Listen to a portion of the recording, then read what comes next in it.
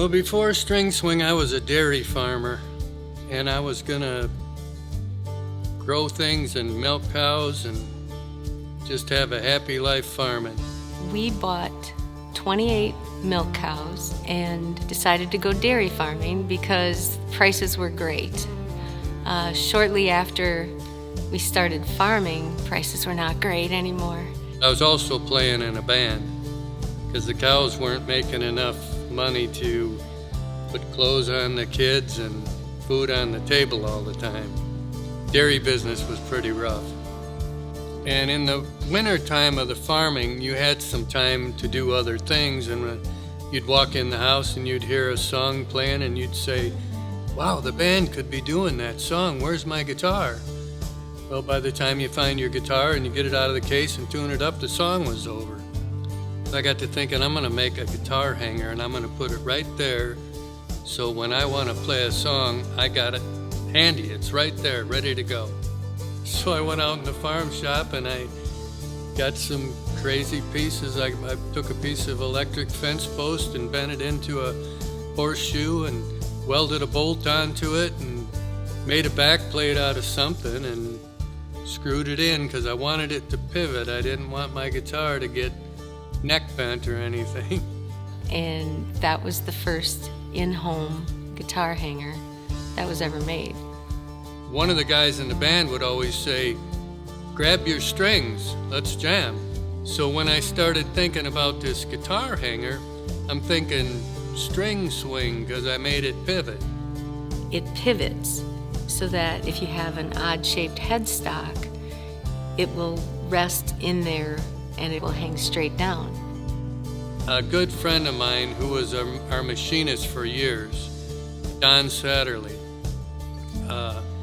he opened his facilities and let me go in there and just do anything, of course, with his help. So anyway, his wife was a violin teacher, and she got her supplies from a distributor called Harris Teller. They were out of Chicago, Illinois. And she said, why don't you send one of those to Harris Teller? And I'd be like, that's an idea.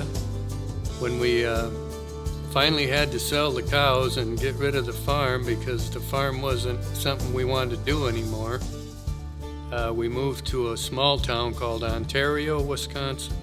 That's where we were living when I first sent the samples away to Harris Teller after making a few. The early days of String Swing, it was in our home. Our basement was the plant, per se. We sometimes, I remember as a kid, we would assemble pieces like on the couch around the living room as a family, and pretty fond memories of that because it wasn't hard, but it was important, and we all knew it was. It was what our family was counting on for food on the table, and we'd put the little pieces together and put them in bags and staple them up. It was a little fold-over card, really basic package at the beginning that we did kind of as a family. So the first orders that we took, we filled from our home. The first ones were like 10 pieces, 20 pieces, and we were humming along pretty well. And then we got an order for 100 of the guitar hangers from one of the distributors that we were working with, and we were totally freaked out. I was like, I got to start a factory. So a factory in the basement of my house, which was about 30 by 30 at the time. And we started producing our own guitar hangers in the basement of the house. Now today, we're sending out thousands of them a day. We got guitar hangers going everywhere, every day. String Swing is all made in the U.S. because in the beginning, when my dad had an idea, he just made it. So when a few people wanted more of those ideas, he just had a friend of his make some. As we grew and we started to make thousands instead of tens, at trade shows and other times, people would approach us to say, hey, we can make this product far more affordable for you. When it all comes down to it, nobody could match the quality that we were putting into this stuff. We had seen products that were imported, and we knew the benefits of having that hands-on production for quality and the ability to make inline changes to improve our products. And that is really difficult to do with an imported product. Once I knew we were really established and going, I told myself, we gotta build the best hanger. We're in charge of the process the whole time. We build the part from start to finish, all under one roof. If there's ever any issues that we find or come about, people care enough to bring it up and address it right away. I can walk out of my office down and around the corner to where the part's being punched or welded and make any inline changes to always make it the best it can be made.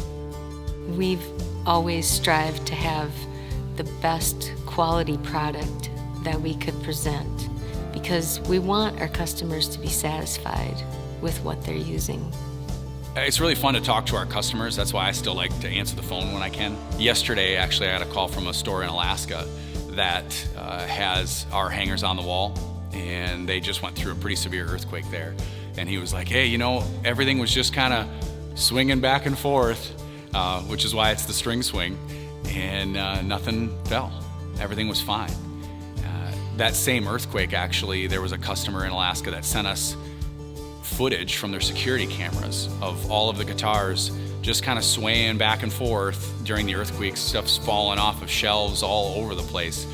Both of those customers, not one guitar fell through those earthquakes. The way that we design our cradle, the guitar sits down in it, and it has to be lifted 2 inches and brought forward to come out. But there's no mechanical moving parts to ever fail. That's why it has a lifetime warranty. Without our employees, there wouldn't be any string swing here because they're the ones that really put in the hard work to make it all happen. And we spend a lot of time together, so why not have it be an enjoyable atmosphere? And we've built a team hugely on character, where we can trust our employees to bring up a concern, to treat each other with respect, and to have a fun time here every day. Okay, there was one year we ganged up on Bob. We tried to get him down on the floor and stretch wrap him. But needless to say, we were not too successful because he was too strong for us. But yeah, we had a lot of fun around here. Goofed off, but we got a lot of work done too, also. String swing could not be anything close to string swing without the people that we have working there. Some of those people, shoot, I knew their kids when they were babies, and now they're in college. I've been working here. This year will be 23 years. My kids now, the oldest one now is 22. She has been working here since she was able to. And my second one works here while she's not in college. And actually, my third one's going to be putting in an application here shortly. They're just amazing people. They all come to work like they're invested in the place, and we love every one of them.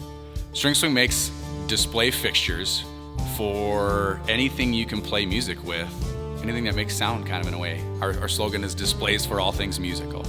Amplifiers, guitars, saxophones, trumpets, percussion instruments. Violin hangers and mandolin hangers and ukulele hangers, dulcimer hangers. And a lot of times I'll see a great band that's got a fiddle player, and they'll have our mic stand fiddle hanger. And they've got a bow hanger on there with it. And we have some that are tandem, where they'll have a violin on both sides or a mandolin on one side and a violin on the other. I got to thinking, well, if we're hanging horns on slat wall, why don't we make horn hangers for flat surfaces also? So now we have people that hang trombones and saxophones and flutes right on the wall of their house for the same access I do with my guitars. And then we met a Sammy Ash at the Winter NAMM show, who's got quite a store chain, and he challenged me to put complete drum sets on the wall. We came up with a product called Strong Wall that would hold the weight. We really are known for, and what we did first was a guitar hanger. And that developed as customers called and said, hey, could you make this? Have you guys ever thought of this? And we design things to make their lives easier. Well, Dave Rogers is probably the biggest truster of string swing on the planet. He's right local in La Crosse here. That he's been the guinea pig for string swing from day one, but he's got millions of dollars of guitars that have been hanging in string swings for years. In fact, he used to let us take the most valuable guitars out of this store to use for photographs in our string swing products. What a guy.